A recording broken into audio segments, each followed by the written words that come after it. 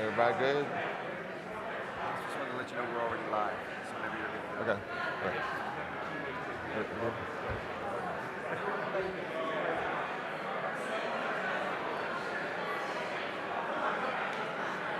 All right. You gotta leave.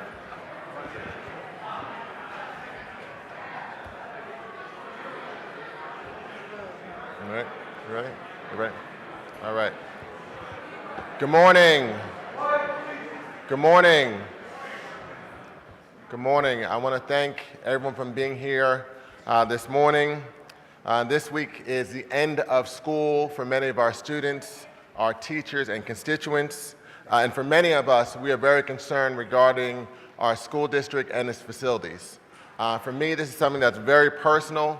My mother taught in the school district for 31 years, 25 of those years at Allenly High School, and my son's in 10th grade in the autism support classroom in the high school as well.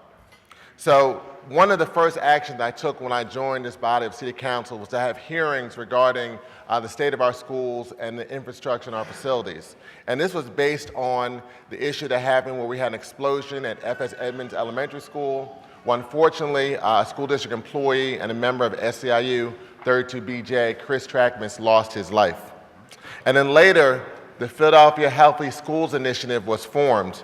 And it was formed to really raise awareness regarding a number of environmental hazards in schools throughout our city. Hazards like lead paint, hazards like lead in our water, mold, and asbestos. And over the past few years, working with the Philadelphia Healthy Schools Initiative, we've tried to raise these issues and raise awareness. Some of these issues were profiled in the recent Inquirer series called Toxicity. Through this work, we learned that the school district had a $5.5 billion deficit in its capital projects. In fact, last year was the first time in many years where the school district was able to raise $250 million through a capital bond. Currently, there is a legislative proposal in Harrisburg for the Philadelphia Parking Authority, and this proposal will add a 50-cent fee for every fare for ride shares in the city of Philadelphia. 2/3 of this fee will provide additional money for the school district, about $8 million. And so these $8 million should be specifically dedicated to capital projects in the school district. For example, this $8 million could be used for debt service for a capital bond for about $100 million.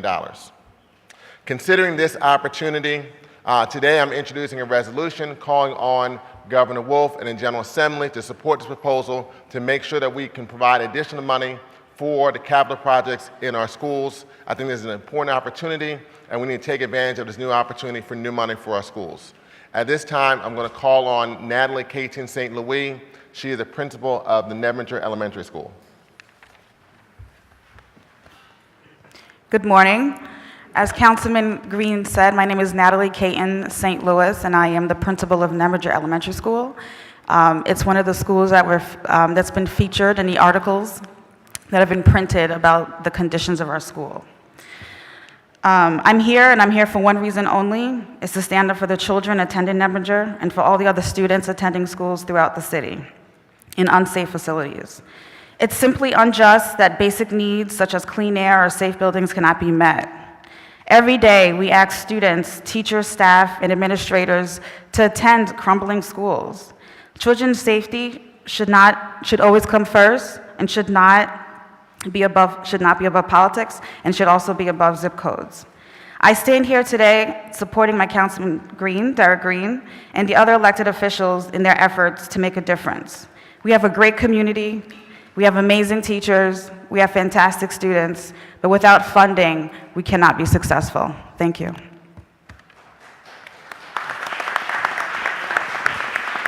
Thank you, Natalie. At this time, we'll have Ernie Bennett, District Leader from SEIU 32BJ. Good morning, everybody. Good morning, Council. This is a real solace day for me because the gentleman that he mentioned, Chris Trickahemis, was my union brother who perished at the F.S. Edmonds. And for 33 years, we've been working together, trying to make sure we can do the best job we can possibly do to service the children. And right now, with the district being in the position that they're in, it seems not to be getting better, it seems to be getting worse. So I applaud the councilman for stepping up. We need all the funding that we can get for these schools so these children can be in safe environments. I just stand in support on behalf of 32 BJSCIU District 1201 to see that that gets done by any means necessary. Thank you.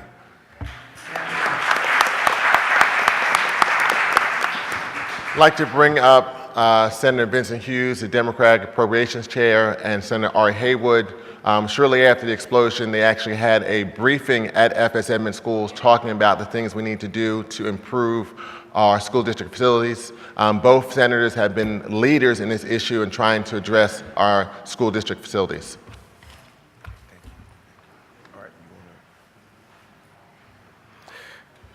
I'm surprised I was allowed to proceed. Senator Hughes is a tremendous leader here, not just in Philadelphia, but around the state for education. I just want to briefly say that the FS Edmonds School is in my district. As Councilman Green mentioned, Senator Hughes convened a meeting at that school shortly after the explosion. And we have a duty to all who work in the schools. We have a duty to all the children who attend the schools, and that's a duty of safety. And that safety includes responding to lead. The duty includes responding to mold. The duty includes responding to asbestos. The duty includes clean classrooms, safe facilities. And we in the State Senate from Philadelphia are committed to that. Thank you.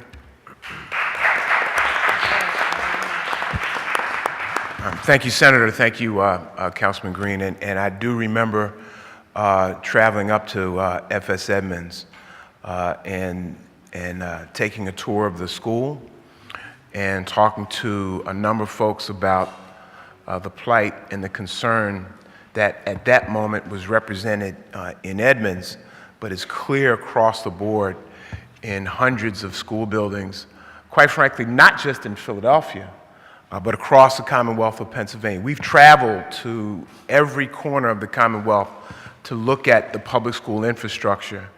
It is the second largest school buildings, or the second largest public infrastructure behind roads and bridges and highways, and they need our attention globally. And they need our attention locally. The face of an equitable funding in education, the clearest face of an equitable funding in education, the clearest face is the conditions of our schools. Looking at our schools, taking a snapshot of our schools and seeing the inequitable funding right there, painted right there. I represent Plymouth Whitemarsh High School. I represent Upper Dublin High School, as well as Overbrook, Strawberry Mansion, Roxborough, and West Philadelphia High Schools, and a host of others. The difference that exists in those suburban communities as it relates to Philadelphia and other low-income school districts across the Commonwealth is stark, it's real, and it sends a message of where we need to be, what we need to achieve, and what we should not settle for. Now, we are looking at a number of options. The option of the assessment on our RIDE program is one, but we need to understand this. We've got a short-term problem, a mid-term problem, and a long-term problem. In the next 24 hours, the last adult will walk out of the public school buildings in the school district of Philadelphia. In the next 24 hours, as schools come to a close. There should be an emergency clean and repair program that jumps in place immediately.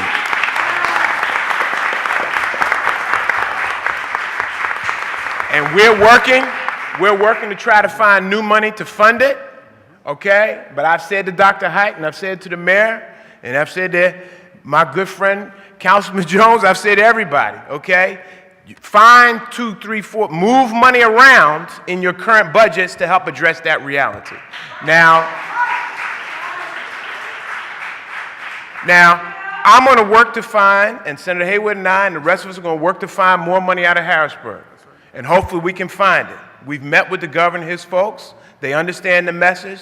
They're listening, and they're working intensely to try to get this done, okay? But then there's the long-term problem, okay? And the state is the principal fault in the long-term funding of public education. It is not City Council. It is not City Council. City Council has stood up. Thank you, Council President. You have stood up leading this council and all our council colleagues to drive more money consistently. But the state is the problem. And I want to be real clear about that as I walk away from this microphone. We should all be angry. We should all be upset. We should all be in the business of not being willing to tolerate anything less. But be clear, the state is where the fight must be enjoined, okay? It is the Commonwealth of Pennsylvania. That's why we've all signed on to the lawsuit. That's why we all need to fight aggressively for more funding and understand that focus our attention and time. We mandate children to be in classrooms, Madam Principal, 180 days a year. We mandate that. It is by law they must be in classroom. We are mandating children to be in classrooms that are public health hazards, and that is wrong. So we're here. I hope to be able to announce soon that we're bringing some help from Harrisburg, Mr. President, okay? Hopefully we can announce that because we're working hard to make that happen, all right? But let's not lose our eyes on the big prize. Equitable funding for public education now.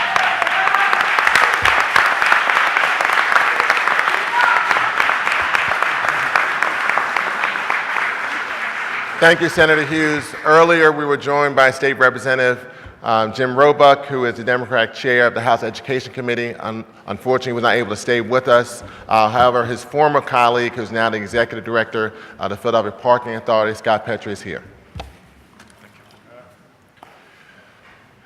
Good morning. I'm pleased to be here to support City Council and the councilman in his initiative. I'm here to tell you that this is a very creative proposal that he is contemplating. It is certainly thinking outside the box. I served in Harrisburg with Senator Hughes and the Philadelphia delegation, and we have been meeting consistently from January to present. We often debate and discuss the various funding issues that drive money that is raised through the Philadelphia Parking Authority to the city, and I can tell you they've been extremely open, transparent, and helpful. They ask all the tough questions they should be asking, and we are giving them the answers that you and they deserve. Today, you have before you a proposal that would extend some funding that was created under an act involving ride-hailing services.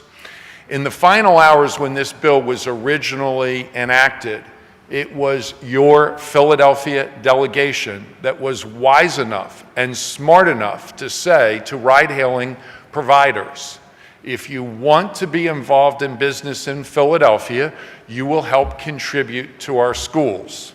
That existing funding formula provides some regulatory money, about 1/3 of a typical ride-hail fee, with 2/3 going to Philadelphia. When the councilman told me and gave me more details about the concerns of the physical property, I thought about my own schools. And I thought, why shouldn't we try to contribute? The bill the councilman is supporting would provide more money. How the school district and city council uses that money, whatever they decide, we are completely 100% in support of.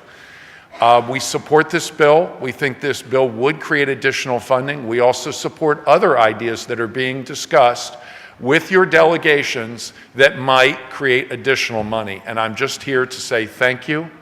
Thank you for looking out for the city of Philadelphia. Thank you for having the wisdom to believe that when we as riders ride in a taxi or a hail riding service, that we are proud, and I am proud, that part of that revenue that I pay and that is passed on to me by that ride-hailing service goes to support Philadelphia School District. And if it's not enough, then I and we all need to pay more to take care of these major safety issues. So thank you for allowing me to express my appreciation for everything you're doing, and best of luck.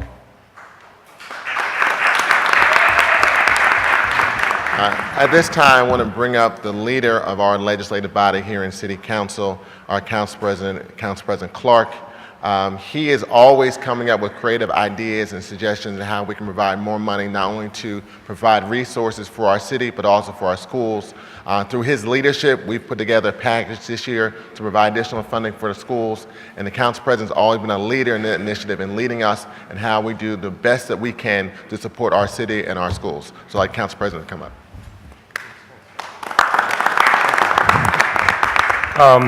Good morning, everyone.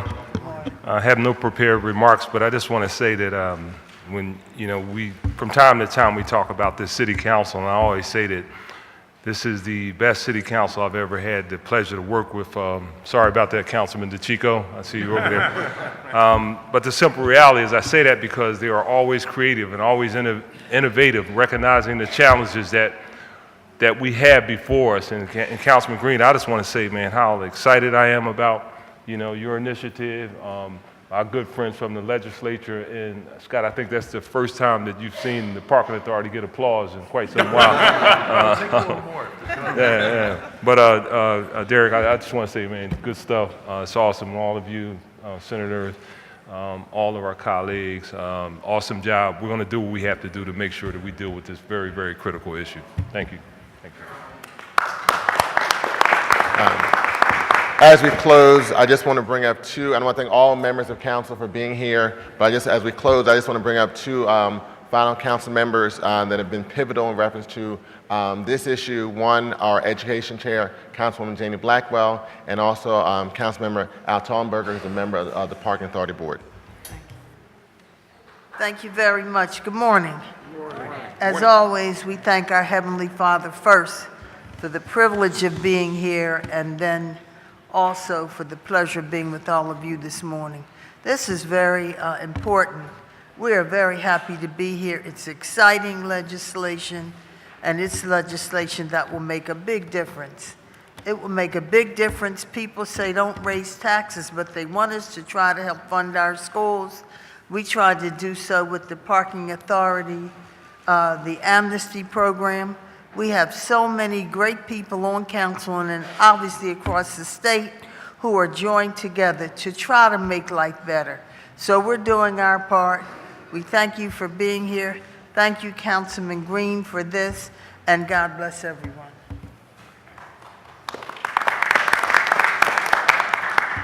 Councilman Green, I want to thank you for your leadership.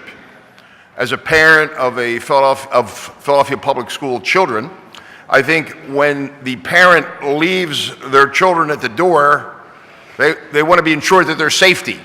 And safety means a good building, a strong building, a building that doesn't have hazards in it. Because as parents, we are really a little worried. How are children going to be? How are they going to do the day? For multiple reasons. We want the building to be sound. And with this opportunity to infuse as much as $8 million, I think it's very, very important. As a board member of the Philadelphia Parking Authority, I'm delighted to be part of this because the Parking Authority is really a vehicle to help ensure safety in the streets, but more importantly, to help some funding sources in the city of Philadelphia with school district as always being paramount. Because when you look at children, you're looking at the future of our city, our state, and our country.